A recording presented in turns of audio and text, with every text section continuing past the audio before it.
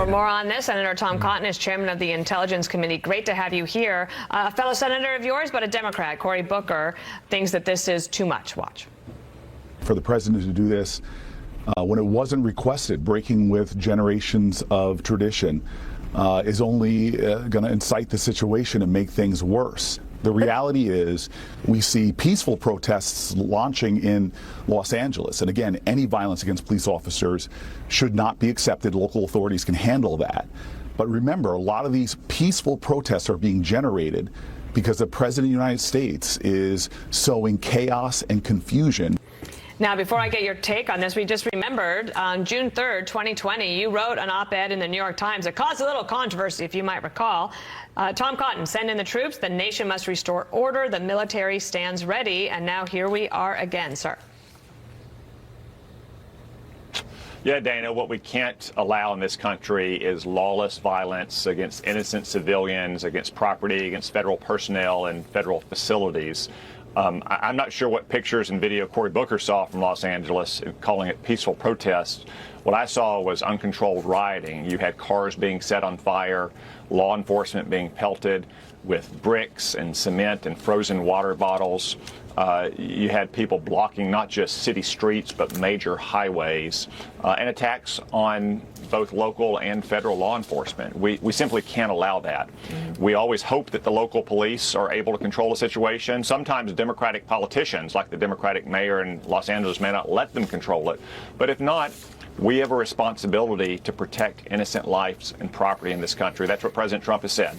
That's why he called out the National Guard and why he stands ready, if necessary, to use active duty troops under the authority of the Insurrection Act to put an end to this violence. That's why we in Congress are acting as well. I'm introducing legislation that will increase penalties for rioters or those who attack law enforcement, that would make it a deportable offense to engage in such crimes.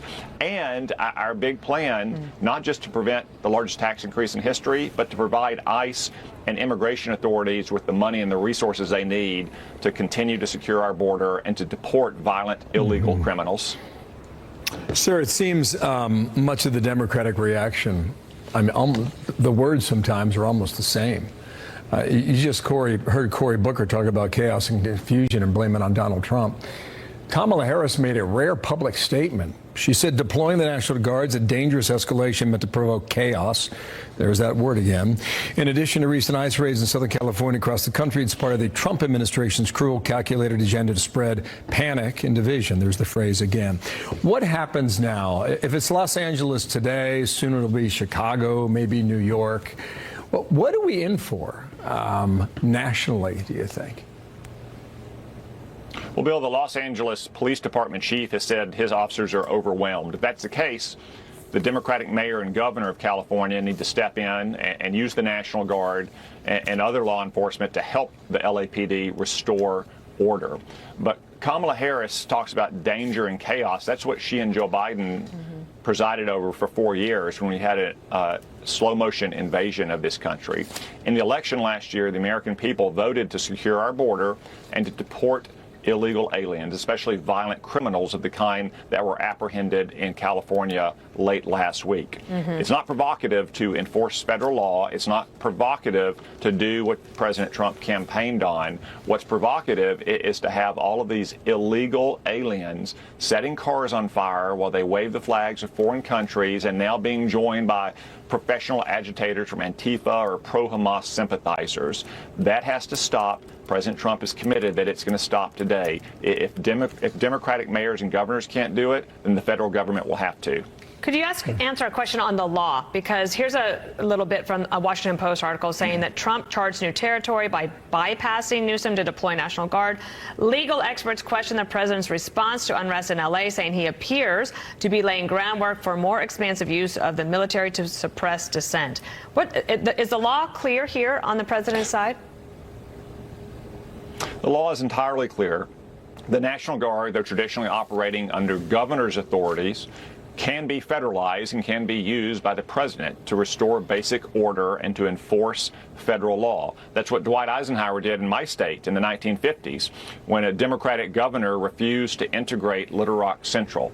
Then the Insurrection Act is also a backstop to the National Guard to provide the president for use of active duty troops. President Trump has said we're not there yet, but he does stand by ready to do so if necessary. That's what I said we should do in 2020 as well. We need to have our authorities ready if local police are not allowed or are unable to restore basic law and order to protect innocent civilians, property, and especially to enforce federal law. Be interesting to find out who's holding those Mexican flags. Maybe in time we will. Seems like we're in for a long, hot summer.